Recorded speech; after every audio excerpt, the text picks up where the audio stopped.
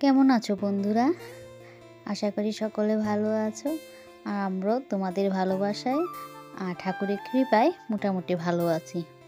তো দেখো, অনেক দিন ধরেই ঠিকঠাকভাবে ব্লগ ভিডিও করতে পারি না। তো যেহেতু বাড়িতে কাজ, আর তার জন্যই তোমরা তো সবাই জানো আমাদের বাড়িতে ধানের কাজ চলছে। তার লেগে কিন্তু সব ঠিকঠাকভাবে ভিডিও ব্লগ কিছুই করতে পারি না। তো যার দরুন দিতেও পারি না, সময়ও পাই না। তো যখন যেটুকু করা হয় সেটুকুই ভাবছি তোমাদের সাথে শেয়ার করুম।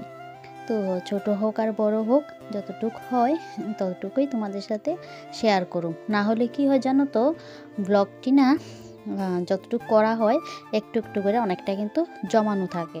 তো ভাবছি যে না জমাইয়া যতটুকুই হয় তোমাদের সাথে শেয়ার করুম। তো এদিকে তোমাদের সাথে কথা কইতে কইতে কিন্তু আমরা রাবারটি কিন্তু দিয়ে এলাম। ওই যে আমাদের বাড়ির সাইডে, বাড়ির বাইরে এদিকের দিকে বাঁশ দেওয়া আছে, ওই দিকে কিন্তু আমার বরসহ এগুলি মেলা দিয়ে এলাম। আর অন্যরা কিন্তু ধানের কাজে ব্যস্ত। তো এদিকে দেখো, এটা হচ্ছে দুপুরবেলা। তো এখন কিন্তু রান্না বান্না শেষ, আমার রান্না ঘরটর মুচড়াও শেষ। তারপর আর ভিডিওটা করা হয়েছিল না, ওই দিনই আর করা হয়েছিল না।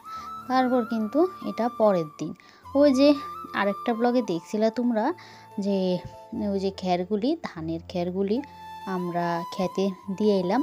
তো ওইগুলি আর কি এখন শুকাইয়া গেছে, এখন কিন্তু এগুলি আননের পালা।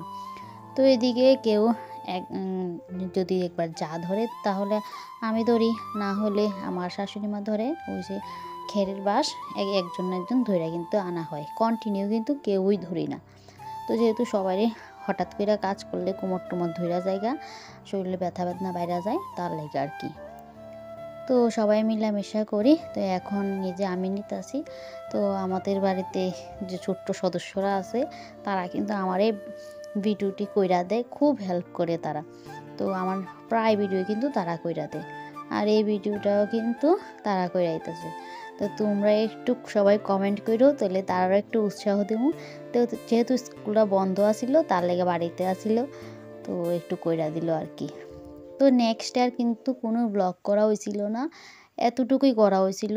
তো এতটুকুই ব্লগ তোমাদের কাছে কেমন লাগছে জানাইও। তো টাটা।